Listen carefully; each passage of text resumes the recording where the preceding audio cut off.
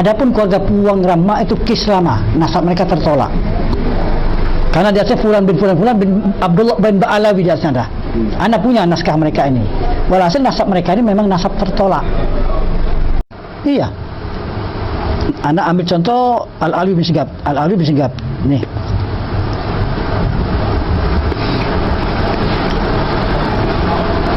Tuh. Kenapa anak bisa tahu nama antum dengan mudah? Karena kuncinya di satu nama Muhdar. Muhdar. Ini Habib Muhdar ini orang yang suka berjalan kemana-mana. Sehingga anaknya ada di Sangir Talaut. Tahu di Sangir Talaut? Pulau Sulawesi yang di ujung kepala Sulawesi itu dekat Filipina tuh, Sangir Talaut. Dia punya anak namanya Yusuf. Nih, Yusuf nih. Jazirah Sanger, ditulis. Salam Jafar. Jazirah Sanger. Ayo. Kemudian ini namanya ada namanya Alwi. Antum yang Muhammad ini. Di mana tuh? Solo. Tuh. Ini Husin di Sewun, ini Muhdar di Bogor. Umar di Bogor nih. Ini Umar bin Muhdar di Bogor. Ini karena mereka terpisah jauh. Ini yang Abdurrahman ini di Mentok. Di mana Mentok, di mana Bogor, di mana Sangit, adik-beradik. Ayo. Kalau tidak ada Habib Alim Ja'far, ente bukan Sayyid. Dan ditulis bukan nasab ente, adik-beradik itu pun moyang. Helmi bin apa, Bib? Husin bin Abdullah bin Muhammad. Ini dia nih. Ini Abdullah bin Muhammad tuh. Jadi untuk memastikan bahwa Helmi ini Sayyid, siapa tulur abahmu, siapa tulur njitmu. Kemudian perkawinan dia dan disaksikan oleh ada sekian banyak metodologi untuk memastikan oh Helmi ini Sayyid. Oh ini jalurnya Helmi ini. Nah, ini bisa dipelajari Syekh Helmi. Bukan tidak bisa dipelajari.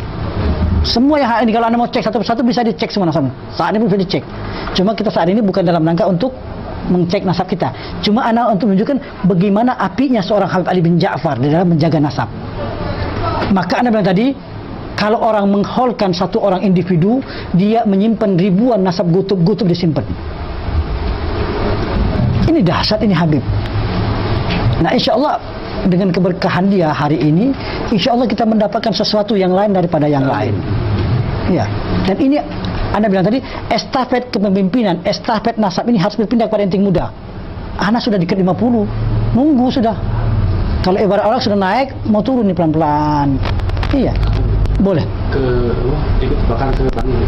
Sampian, Ifadol. Faisal.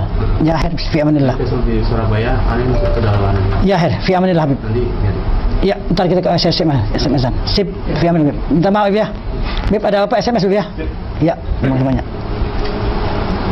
Jadi kebersamaan di dalam nasab, kepedulian alawin muda, dan satu, Anda lupa bicara tadi satu.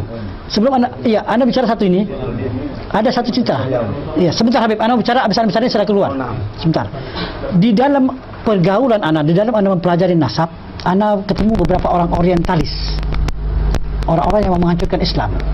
Di dalam ini mereka berpikir, dia bilang, kenapa Alawi ini setiap bergerak dalam satu komando? Seperti mereka ini punya garis komando yang sama. Diselidiki sama mereka. Bahkan di tahun 1820-an itu ada satu orang Belanda, Van den Burg, mengarang koloni Hadramaut dan koloni Arab Nusantara. Dia ceritakan secara detail tentang kehidupan orang Hadramaut di Indonesia, di Palembang begini, di Pontianak begini. Dia sebutkan senarai bangsa Al-Hamid, bedakan Al-Hamid ini sama Al-Hamid ini. Al-Janet, bedakan Al-Janet ini. Dia secara detail. Nah, mereka menyimpulkan pada akhirnya komando Alawi adanya di nasab. Adanya di nasab. Jadi untuk menghancurkan perjuangan Alawin, untuk mengacau balaukan dakwahnya, kacaukan dulu nasabnya. Jadi kita jangan mau sekarang ini, Anda bilang Anda cukup senang di mana-mana dasawarsa tahun 2000-an itu anak-anak muda di setiap pelosok bangkit untuk menjaga nasab. Fadhal Habib. Ya. Jadi ini saat-saat antum anak muda estafet ini, pengetahuan nasab ini harus berpindah tangan. Iya. Ini kita bicara santai, yang ada halangan mau keluar nggak apa-apa. Boleh-boleh saja. Ya. Nasab ibu dia Al-Balhi terjaga ditulis oleh Ja'far, keluarga Al-Balhi. Tapi kalau orang nggak belajar puyeng. Jadi Habib Ali bin Ja'far bukan hanya menjaga nasab-nasab orang Hadramaut, non Hadramaut pun ditulis sama beliau. Dan Zaujah itu sendiri kan Al-Musawi Al-Kazimi Al-Baghdadi. Aisyah binti Abdullah bin Abdul Ma'bud bin Ahmad, kalau salah baru bin Hidir bin Jarjis, dan nasabnya rapi. Dahsyat kali Habib Ja'far, luar biasa dahsyat. Terus ini kita udah diwarisin kok nggak mau mengkajinya. Dan kembali lagi, ini menjadi pelajaran seluruh dunia, terutama kaum-kaum intelektual. Waktu mengadakan hall ini, Al-Faqir mencoba melihat keadaan mereka. Begitu kita buat situs, dalam sekejap yang paling banyak melihat Indonesia itu orang Amerika. Ada kepentingan apa dia merhatiin nasab? Sebelum An-Nasabah, berapa kali kita buat situs, yang paling banyak pengunjung itu mereka cari ini kita orang. Artinya mereka menjadikan ini perhatian yang khusus akan diri kita. Kok kita yang punya diri tidak perhatian sama kita? Jadi contoh Anda tadi, andai kata masih Anda di sini, Anda berangkat lagi tanggal 15 berangkat ya. Andai kata Anda di Jakarta, cobalah anak-anak muda di sini kumpul. Anda perlu waktu 2 hari 2 malam. Kita duduk yang rapi. Anda perlu waktu 2 malam. Semua sekarang bisa berangkat dengan mudah, ada kapal, ada pesawat. Anda turun di Semarang, jemput. Kalau enggak, Anda naik oplet umum. Anda turun di Surabaya, turun. Kapan lagi? Kita ini berpacu dengan waktu. Anda harus keliling seluruh Indonesia, seluruh Malaysia. Dan Anda prihatin. Jadi tolong dikondisikan, bukan untuk Anda ya. Anda nggak punya kepentingan apa-apa. Kalau untuk Anda, wallah Anda harman di rumah, ngeluarin bini main sama anak. Ngapain bahal-bahlulan sebulan ninggalin harmati? Iya. Tapi ini kan, ini amanah yang harus dijalani sama-sama. Dan ini hak ente. Ente anak muda berhak untuk menuntut anak. Berhak ente. Ini ilmu ente. Jadi yang paling bagus Habib menghadapi yang palsu ini tadi, pertama kita cerdaskan diri kita. Pertama kali, andai kata alam ini cerdas, yang palsu mikir mau ngaku-ngaku sayyid, mikir panjang lebar. Tapi karena dia tahu kita tidak ngerti dan dia tahu nasabnya tidak begitu terjaga, dia berani ngaku. Ya, tapi kalau tidak, dan ini terjadi di berbagai negeri.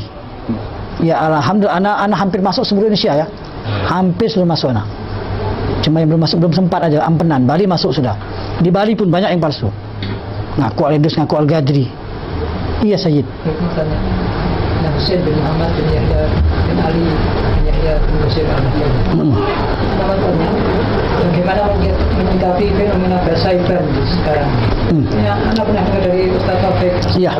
Cyber itu ada yang terputus dan tidak diakui. Iya. Apa-apanya. Iya. Karena di depan ini banyak yang iya. cyber. Jadi begini, berbicara akan satu kisah yang seperti ini, kita memerlukan waktu yang khas.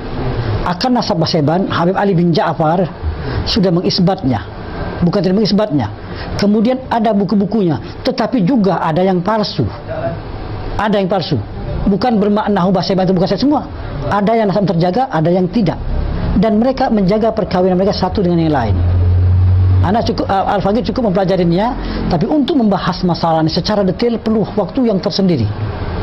Ya, perlu waktu tersendiri supaya pemahamannya tidak setengah-setengah. Mana lihat di sini masuk. Bahasa masuk rapi. Dan Habib Ali bin Ja'far mengisbat nasab itu, dan ada isbatan itu. Dan ada pembahasan kenapa nasab mereka yang bisa terima, itu ada pembahasan. Pembahasan ini adalah pembahasan minta maaf yang tingkat tinggi lah. Memerlukan waktu yang panjang, dan untuk menerangkan ini, andai kata orang ini sudah terisi dengan dasar ilmu nasab, dia bisa terima. Tapi kalau tidak ngerti nasab, jadi sakit kepala. Iya. Jadi setiap orang yang aku Basaiban dengan mudah bisa tahu dengan palsu dengan tidak. Ada yang palsu, anak ketemu dengan palsu. Yang asli pun ada. Satu lagi, di dalam mengisbat nasab kita tidak bisa melihat penampilan fisiknya. Kalau kita melihat penampilan fisik, kacau. Basaiban yang ada di daerah Tumbu, Magelang, Menes, daerah sana, itu yang terlihat wallah kama Jawi tulen. Mentese, nah ini di daerah Mentese. Kama Jawi tulen. Nah ini tidak bisa kita jadikan hujah. Kalau andai kata kita dengan wajah, maka Arab jadi sayyid. Mukanya bagus-bagus. Kita orang-orang yang sudah bercampur sama orang kebanyakan, muka-muka dan nus-nus, tertolak jadi sayyid. Jadi mengisbat nasab seorang bukan dengan penampilan fisikal, bukan karena kayahnya, bukan karena keilmuannya, atau bukan karena ketenaran. Oh dia terkenal, jarang-kali dia sayyid. Bukan. Oh dia ni wali Allah. Al-Imam Al-Ghazali bukan sayyid, tapi terkenal. Ya. Siapa lagi? Imam Syafi'i, Hambali, Hanafi. Tidak harus dia sayyid. Ini tidak mentang-mentang terkenal sedikit langsung menjadi sayyid. Nah, itu kembali lagi untuk mengiyakan atau tidak mengiyakan seorang sayyid ini dengan ilmu. Dan minta maaf kalau di dalam nasab, pengalaman orang di dalam nasab, kalau dia belajar nasab itu 5 tahun itu tingkat ini TK. 5 tahun dulu di nasab itu tingkat TK. 10 tahun sudah tingkat SD. 15 tahun oke udah. Dan 15 tahun itu daim. Terus tidak henti dia.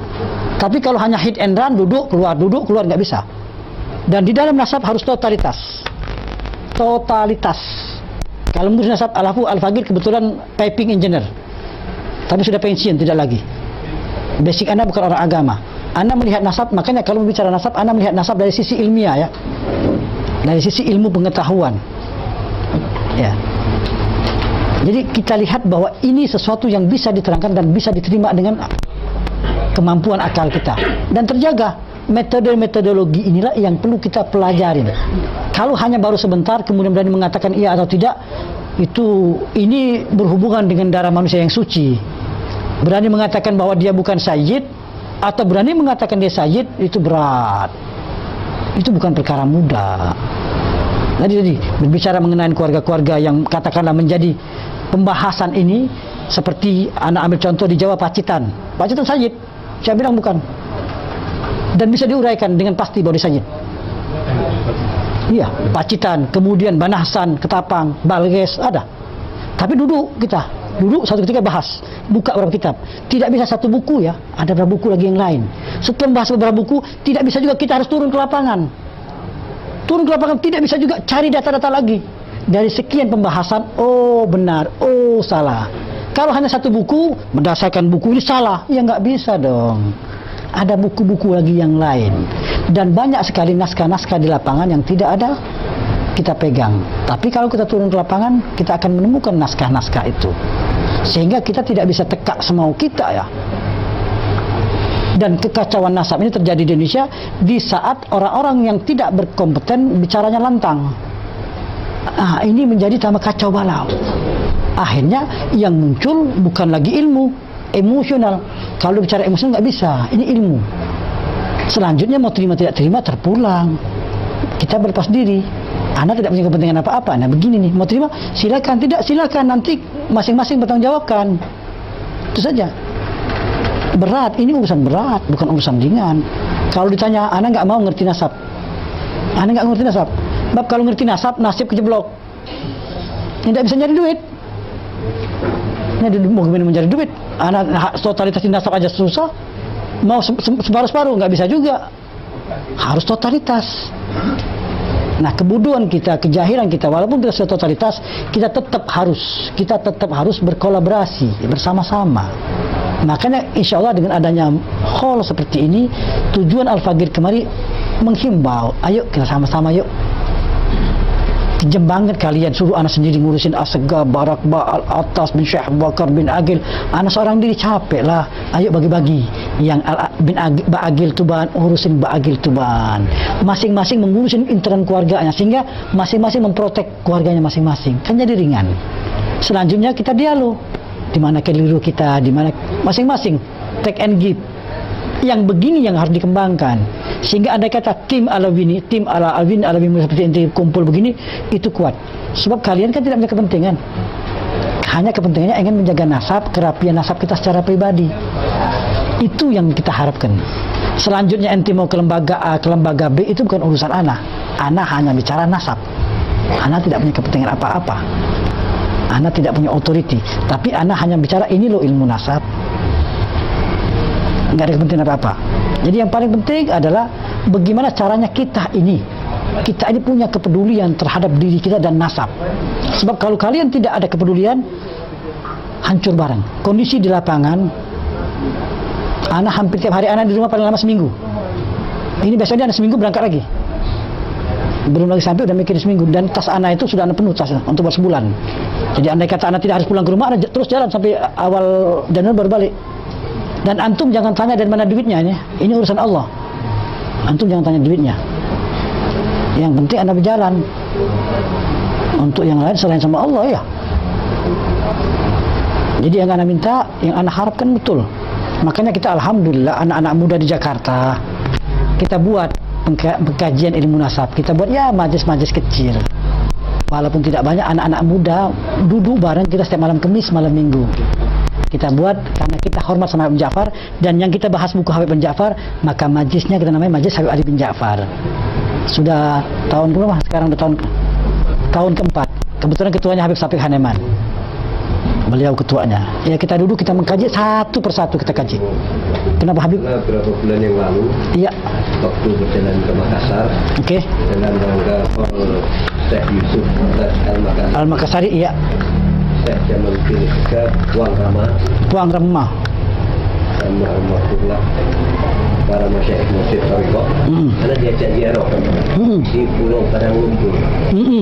Habib Alwi bin Abdullah Asgab. Tapi nisannya tidak ada tulisannya. Ada yakni lah. Jadi begini. Iya. Jadi begini. Berbicara satu lain lubuk lain ikan. Jam dari Pulau. Iya, bara lumpuh ya. Apa namanya, dari Losari, nyebrang pakai perahu motor setengah jam. Iya. Jadi kalau berbicara makam Itu kalau tanpa ada tulisan itu lemah. Tapi kita akan punya hitung-hitungan secara arkeolog. Ilmu nasab berkaitan sama arkeolog. Oke, ini Habib umurnya berapa ratus tahun? Dari ratus tahun kita bisa memperkirakan nisannya. Oke, satu. Kemudian kita mencoba mencari catatan mereka. Tidak saja mereka catatan secara pengetahuan secara lisan. Kita eksplor begitu. Lalu di dalam keluarga Makassar yang terjaga nasab asgabnya itu adalah yang di keluarga Sengkang. Adapun keluarga Puang Rama itu kis lama, nasab mereka tertolak. Karena di atasnya Fulan bin Abdullah bin Ba'alawi di atasnya ada. Anak punya naskah mereka ini. Walhasil nasab mereka ini memang nasab tertolak. Satu. Kemudian tadi Jamaluddin Asgab. Jamaluddin. Tahun berapa? Jamaluddin Asgab Puang Rama. Iya. Lupa. Nama Jamaluddin hampir tidak pernah digunakan dalam Asgab. Dan tadi kes seperti kes Cikuang. Di Cikuang itu ribuan orang ngaku aidit. Nasabnya ngaco. Satu kampung. Cikuang mana? Makassar. Oh, Makassar. Ngaku aidit dan mereka kuat dalam menjaga nasab, tapi nasab mereka tertolak. Jadi inilah kembali lagi Habib Bakar, kita memerlukan pondasi dulu. Saat pondasi Puang Rama ini suka ngajak jamaahnya ziarah ke Iya. Baralumpuh. Iya, Baralumpuh. Di dalam keluarga Asgab di daerah Bugis itu hanya satu tempat yang terjaga rapi, di daerah Sengkang. Itu kelompok Sengkang ini kemudian mereka sebagian hijrah ke Jakarta. Mereka dari kelompok Al-Agil As-Suudi Asgab, dan mereka sama sekali tidak ada hubungan sama keluarga Puang Rama. Dan anak dari guru anak mewarisin cerita ini memang nasab tertolak. Jadi banyak kes-kes yang sudah ada dari dulu, tapi orang yang baru tahu, baru memulai, sementara itu sudah selesai. Ada lagi daerah Maros juga begitu, Maros. Kita kembali lagi, nasab tidak bisa hanya dengan pernyataan. Nasab ini bukan sejarah, tapi sejarah plus. Kan kebetulan hobi ziarah ya. Iya, bagus. Ziarah Iya. Diajaknya ke sana gitu. Iya. Ini kan pengetahuan buat kita. Cuma kembali lagi kita tidak tergopo-gopo ya. Sebab kembali lagi nasab ini tidak hanya pengakuan langsung jadi. Begitu orang ngaku, mana data-datanya? Ambil data sekian banyak semua. Dan minta maaf. Iya, ana mengurusin satu bangsa, ana selama hampir 5 tahun.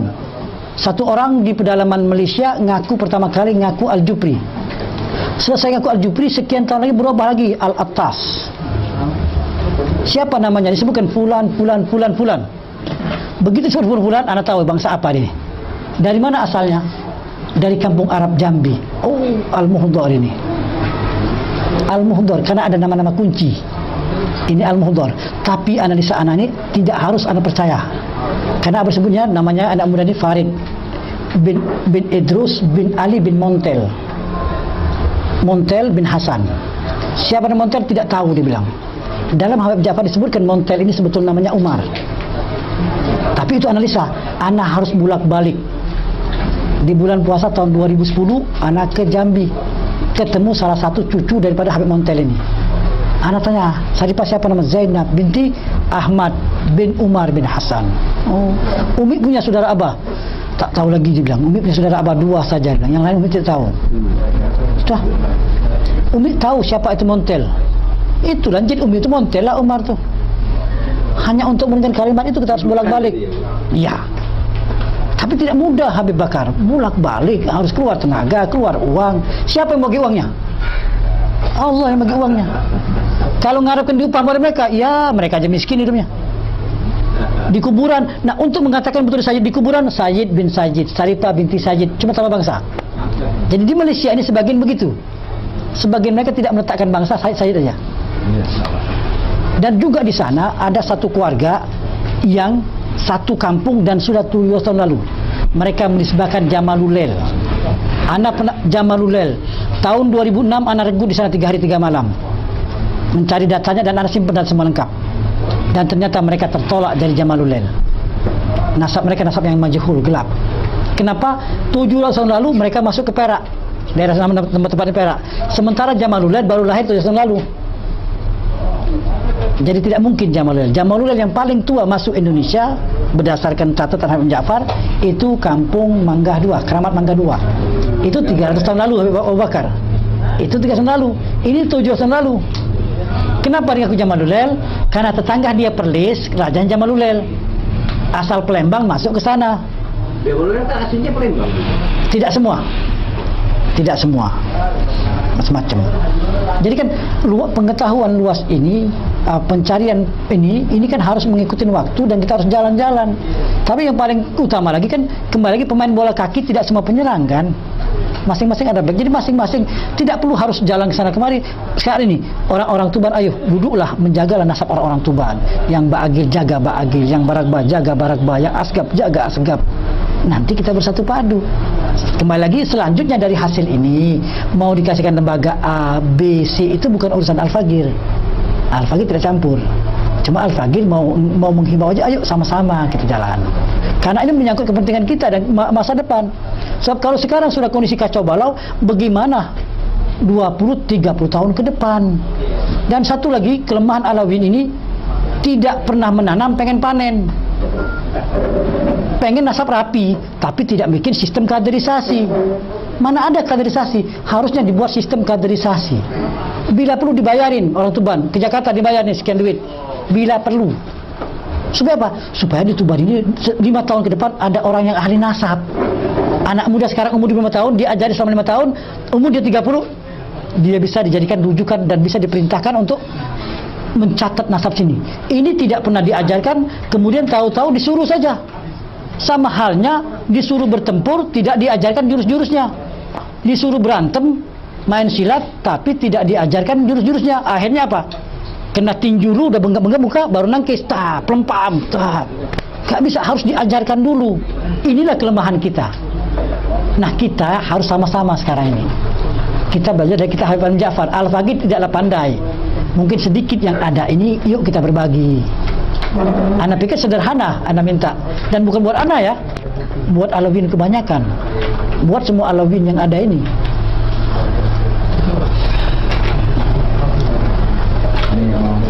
Boleh tanya. Antum siapa nama? Alwi. Ustaz Alwi. Oh.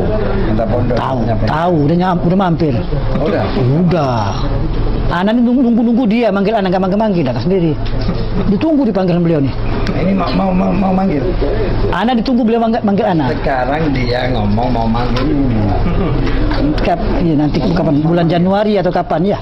Nah, ya. Jadi seperti pertemuan siang ini kita anggap sebagai mukadimah. Iya betul. Nah, tadi kita dengan beberapa ikhwan yang ada di Tuban ini kita musyawarah, kepingin memang kapan antum ada waktu untuk kita ya buat model seminar beginilah. Iya. Allah wilayah Tuban, Bojonegoro, Lamongan jadi satu. Iya, oke. Satu sentralkan dari Tuban. Mungkin Januari akhir ya. Januari akhir atau awal Februari. Nah, mungkin sebelum hari H berapa itu antum menyampaikan, jadi kita bisa. Iya. Untuk kirim. Anak mau ke dekat dari pertengahan Februari.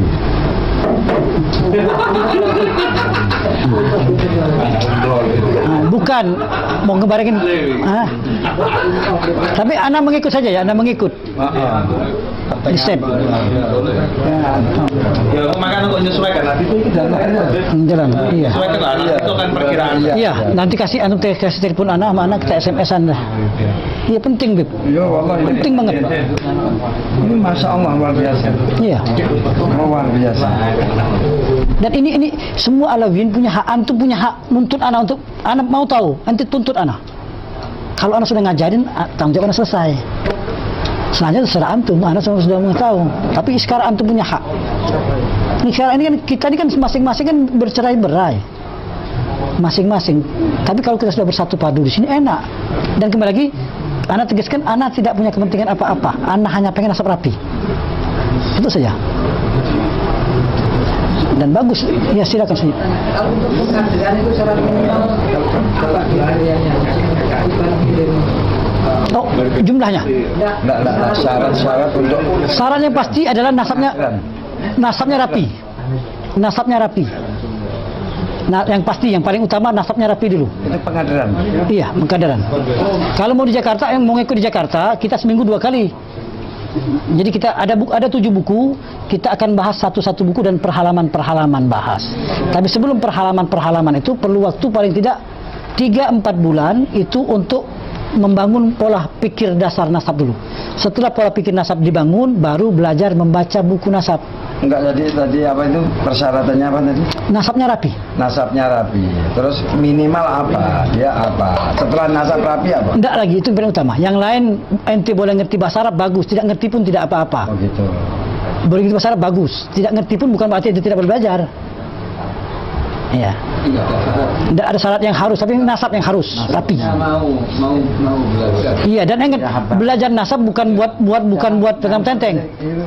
Nasabnya enggak pernah belajar tuh. Iya. Iya, Said. Antum punya Mas Habib? Mustafa tadi. Amalnya tadi. Anak bicara atas nama Profesor Jepara, kebetulan ini kita dari Profesor Jepara. Iya. Kapan punya anak Jepara? Nanti kita Jepara pasti. Oh, Ali bidin ya. Iya. Beneran anak. Boleh. Ali bidin. Anak ini ada Soalnya dia kenal. Iya, kenal. Iya, berarti ini aja selesai, Pak. Selesai daripada Jepara, Tuban. Iya. Boleh, Bib. Sebenarnya dari Nabi Jepara itu SAW ke Semarang berapa jam? merupakan Rasul pilihan segala ilmu Islam melalui baginda, dan di antara ilmu-ilmu yang disampaikan termasuk berkenaan dengan ilmu nasab. Di antara hadis yang mengatakan bahawa tuntutan ilmu nasab ini merupakan satu ilmu yang dituntut untuk dipelajari oleh orang Islam ialah pernah Nabi satu ketika Nabi berkata ta'allam min ansabikum ma tasiluna bihi arhamakum fa inna silatar rahim mahabbatun fil ahli wa mithratun fil mal wa minsa'atun fil athar. Pelajarilah tentang nasab keturunan hubungan kekeluargaan, kerana ini merupakan satu perkara yang membawa hubungan silaturahim. Silaturahim itu memberi 3 faedah. Mahabbatun fil ahli, bahawa kecintaan pada keluarga, sebagaimana dalam Al-Quran suruh kita cinta kasih sayang pada keluarga. Mahabbatun fil ahli wa mithratun fil mal, boleh menambah harta kekayaan, boleh menambah rezeki dan sebagainya. Dan wa minsa'atun fil athar, dan boleh memanjangkan umur seseorang. Ini hadis Rasulullah SAW. Jadi ilmu ini merupakan satu cabangan daripada ilmu Islam, iaitu kita kena akur, bukan semata-mata untuk kita berbangga, bersombong, takabur dan sebagainya. Ini satu cabangan daripada ilmu Islam. Tambah pula apabila seseorang itu bernasab kepada Bani Hashim, kepada Bani Abdul Muttalib, kepada Sayyidina Hasan, Sayyidina Husain, maka secara langsung mereka terlibat dengan hukum-hukum yang memerlukan mereka mengetahui tentang ilmu nasab. Di antaranya apabila diharamkan zakat, la tahillu li Muhammad wa la li ali Muhammad, tidak halal zakat ini, tidak halal bagi Muhammad dan keluarga Muhammad. Fa inna man ya'usahun nas, merupakan daki manusia. Itu sabda Rasulullah SAW. Apabila cucu baginda mengambil tamar yang merupakan zakat, maka dikorek, dikeluarkan daripada mulut cucunya. Itu ada kaitan dengan ilmu nasab. Apabila sekarang ini golongan muda-mudi ini mereka tidak mengetahui tentang ilmu nasab. Tak tahu mereka tu siapa, kepada siapa nasab mereka kembali. Dan itu merupakan satu masalah. Tambah pula sekarang apabila ramai di kalangan kita atau pelajar yang selalu suka bertanya, kenapa begitu, kenapa begini, mana black and white-nya. Jadi di situ harus mengetahui, wajib mengetahui ilmu berkenaan dengan nasab ni. Apabila tidak sempurna sesuatu yang wajib, maka perkara itu dikira wajib. Berkenaan dengan zakat, berkenaan dengan khumus, walaupun tidak ada pembahagian khumus sekarang, bahagian daripada harta rampasan perang, sama ada cara berperang ataupun tidak berperang, maka ada bahagian yang disebut khumus di dalam Al-Quran. Harta itu daripada Allah Ta'ala wajib bagi kerajaan Islam untuk menyempurnakan, memberi kepada keluarga Rasulullah Sallallahu Alaihi Wasallam. Maka yang bernasab kepada keluarga Rasulullah, kepada Bani Hashim, Bani Abdul Muttalib, maka mereka berhak. Tetapi jika sekiranya pembahagian itu nak dilaksanakan, maka memerlukan nasab yang sahih untuk membuktikan bahawa mereka ini berhak. Maka di sini letak kepentingan nasab. Tentang pembahagian harta pusaka, perlu mengetahui tentang hukum ilmu nasab. Tentang ada wakaf daripada nenek moyang, perlu mengetahui tentang ilmu nasab. Tentang perkahwinan, tentang kafaah, nak menentukan kufu ataupun tidak memerlukan ilmu nasab. Khususnya bila seorang syarifah itu nak berkahwin, maka ilmu nasab juga dituntut untuk kita mengetahui, nak menentukan pasangan itu kufu ataupun tidak. Itu perkara yang panjang lebar dibicarakan di dalam fiqh. Bismillahirrahmanirrahim. Rabbi shrah li sadri wa yassir li amri wahlul 'uqdatam min lisani yafqahu qawli.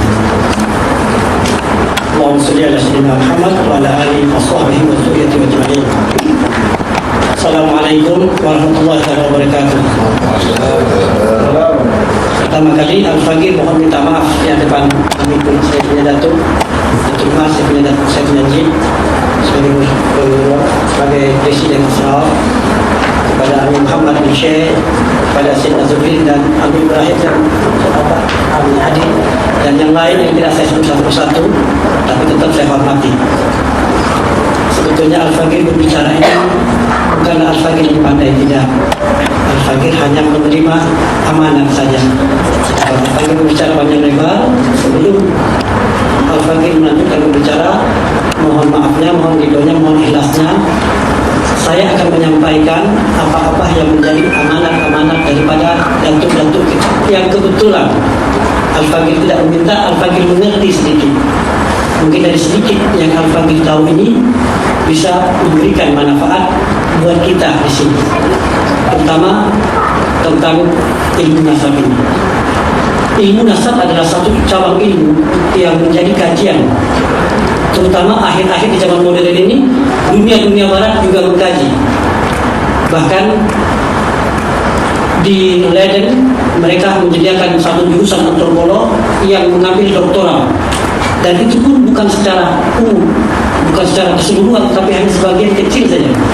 Jadi mereka membuat studi khusus. Di Jepun pun begitu, di Amerika pun begitu, dan di setiap tempat menjadi acuan. Hanya saja pola pandang mereka tentang nasab berbeza sama kita. Mereka menitik beratkan nasab dari sisi antropolog atau genolog, sementara kita jauh lebih dari itu.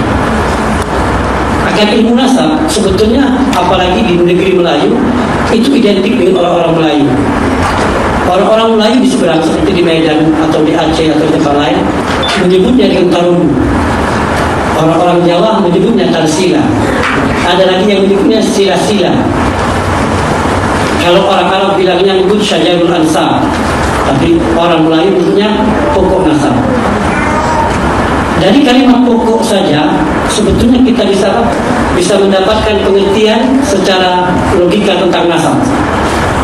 Bicara pokok ini Allah ciptakan macam-macam. Yang paling simpel Al-Faqih bicarakan tentang pokok mangga. Allah ciptakan berbagai macam varietas daripada pokok mangga. Ada mangga apple, ada mangga simana lagi, atau mangga, berbagai macam mangga. Setiap varietas itu akan berbeda dengan varietas yang lain. Setiap spesies akan berbeda dengan spesies lain. Dan orang-orang yang ahli di dalam dunia tumbuh-tumbuhan ini, matanya ini seperti scanner. Dia melihat sekejap, dia tahu, ini mangga ini. Kenapa kau mangga ini? Dia sebut, begini bentuknya, begini dia mangga ini. Tidak perlu dia mengambil itu buah mangga, dia sudah tahu rasanya. Kenapa? Karena dia mengerti akan ilmu tumbuhan. Okay? Pokok ini pada satu ketika dari ilmu nasab bercabang dua, Al-Hasan dari Al-Husain. Semakin menjauh, makin bercabang, makin bercabang. Setiap cabang ini akan membentuk satu keluarga, satu persatu, dan ini terjaga dari satu generasi ke generasi ke generasi sampai sekarang. Andai kata kita menjaga nasab dengan betul-betul menjaga nasab mengikuti kaedah-kaedah standar yang diajarkan datuk-datuk kita, maka hampir nyaris untuk mengatakan orang yang non sayyid menjadi sayyid, ataupun sebaliknya. Ada kaedah-kaedah standar yang tidak bisa ditembus, dan ini sangat sensitif, dan sekarang mungkin Al-Fakir tidak akan bicara secara detail. Al-Fakir hanya bicara dari sisi logika saja. Suatu ketika kebetulan saya memelihara pokok mangga apel. Tentu karena saya memelihara pokok mangga apel, saya akan tahu semuanya, dari mulai bentuk daunnya, kemudian cabang-cabangnya, bentuk buahnya, warna buahnya, bahkan rasanya pun tanpa saya potong, saya bisa merasakan bagaimana rasanya mangga apel dibanding dengan mangga-mangga yang lain. Di pagi hari, saya melihat di bawah pokok mangga yang saya pelihara itu ada mangga yang lain bentuknya. Maka saya dengan pasti mengatakan ini mangga, tapi bukan mangga saya, tapi ini bukan mangga apel, mangga yang lain. Dia saja, kalau dia mengaku jurai dia bukan jurai dari jurai, katakan bukan jurai Asgaf, tapi dia mengaku Asgaf, saya bilang bukan. Kau saja, tapi bukan dari jurai yang lain. Kau mangga, tapi mangga bukan mangga apel, mangga yang lain. Itu satu mangga dengan mangga yang lain dengan jelas bisa kita bezakan. Apalagi satu ketika ada buah duku di situ, buah dokong di situ, atau buah durian di situ, maka dengan jelas saya bilang ini bukan bagian dari buah saya. Kenapa? Bentuknya berbeza, rasanya berbeza, semuanya berbeza. Maka saya pastikan ini bukan bagian daripada pokok saya. Tidak bisa dipaksakan, karena jelas bentuk semuanya berbeza. Seorang sayyid akan berbeza dengan non sayyid. Secara, kalau orang ini bilang secara kasat mata, tidak perlu dilihat. Berikutnya, pohon mangga yang saya pelihara ini begitu besar. Di setiap ranting-rantingnya ini karena terlalu besar, satu ketika saya menengok ke atas, saya lihat ada bunga-bunganya, ada buahnya, ada daunnya yang berbeza daripada pokok mangga saya. Maka saya dengan yakin mengatakan itu adalah pokok tumpang. Itu adalah pokok tumpang. Tapi awal melihatnya itu seolah-olah bagian daripada pokok itu. Tapi saya bilang tidak. Walaupun dia menumpang menjadi satu, itu bukan. Dia memang menjadi satu, dia menempel bertahun-tahun di situ. Tapi dia bukan bagian daripada pokok mangga. Dia pokok tumpang. Kenapa? Daun yang berbeza. Dia tidak menghasilkan buah. Bunganya semua berbeza. Bahkan terkadang pokok tumpang ini dalam satu skala dia lebih besar daripada pokok aslinya. Inilah orang-orang yang coba mengaku sayyid padahal bukan sayyid. Sampai kapanpun di dalam ilmu nasab tidak bisa.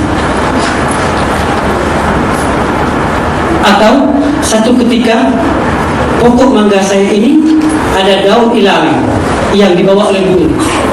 Walaupun daun ilalang itu menempel di situ, saya bilang jangan kalau daun ilalang yang menempel, pokok tumpang pun yang puluhan tahun yang menyatu saya bisa bedakan, apalagi pokok ilalang.